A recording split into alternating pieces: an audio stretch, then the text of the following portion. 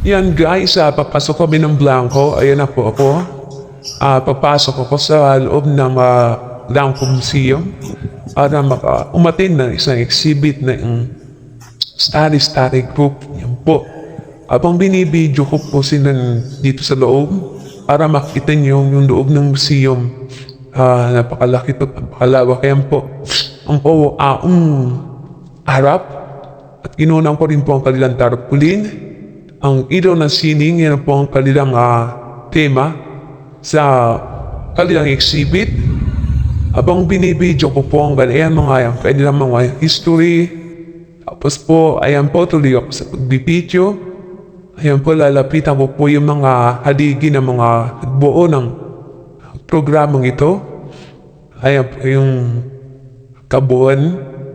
Mamaya makikita niyo lahat-lahat. Yan, ibibidyo ko po. Para naituro ko kayo at makita. Ayan po si Chabal, isang sa haligi ng grupo sining. Sila po yung mga leaders. At ito rin po yung sundero si Otep. Ayan po, sila po yung mga leaders ng study group. At yan po si Dave Binida, Udbilia. Isa rin po sa mga leader na study group. Siya po yung nagpasok sa akin para po ako mabot dito sa magiging isang artist. Yan po nagsisimula po ang programa habang binibidyo ko po ang programang iyan. Sobra pong grabe, ang daming tao. Talaga pong masaya ko. Pagkatapos po ay napabilang sa group sining. Ayan po. Tuloy-tuloy po tayo sa pagbibidyo upang makita nyo kung gaano kadami ang tao na umatin dito sa exhibit. Talaga pong victory. Exhibit po ang nangyari. Talaga pong happy, masaya. Pagod, pero damang-dama mo yung kaligayahan. Hindi lang po sa pagiging sining, hindi sa pakikisalamuha at pakikipagkapwa-tao para po magkaroon pa ng mga bagong kaibigan, lalo na sa larangan sining. Dito po yan sa Angono Rizal, sa Blanco. Sobra pong iba po. Ayan po si Mimi Miranda. Isa po sa kilala sa Angono na isang artist, inimbitahan na isang grupo upang magpahayag at magsalita upang ipaliwanag niya mga bagay sa kararangan ng isang sining. Yan po siya, yan po nagsisimula na po ang pagkukupit na ribbon. Yan po ginupit na po ang ribbon, so pong saya. Yan po, pagkatapos po ng pagkupit ng ribbon iyan, kami po ay tutungo sa loob ng aming mga ginawang drawing po, aming obra, aming nilikang sining. Yan po, nasa loob na po kami. Yan po ang aking gawa. Buntis kasi po, Mother's Day, kaya po yung naisip kong tema, upang maging isang imahin, isang ina. Yan po, inukunan ko po ang lahat ng Pacific Man na sumali at nakailaho. Nasa pamadami po nila. Talaga po napakasaya. Hindi lang po yung saya na sa pagsali ko, kundi yung mga bagong makikilala ko. Isang ganap, isang artist.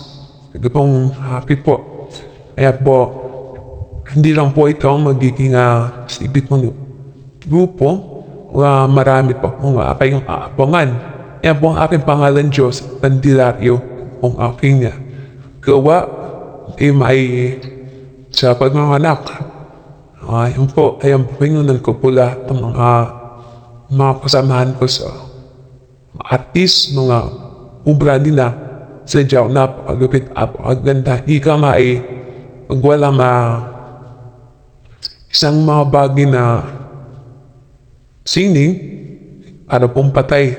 Kaya po ang Angono talaga sadyang buhay ng buhay sapagkat sa dami ng mga artist na sining na talagang nuubra at binibigyan na ng buhay. Kaya po kung mapupunta sa Angono talagang may expire ka at maiinganyo ka at ikaw sabi nga, hangin pa lang sa nanggaling sa Angono. Ikaw ay matututo na. Grabe. Kaya masaya ako at happy pagkat nandito ako sa grupo sining sa tulong ng aking kaibigan na si Tid Cutbilia, isang leader ng sari-sari group. Kapitbahay ko lang po siya. Kaya po, yan po, iniikot ko po para makita ninyo kung gaano kadami ang taong nakilahok at sumali.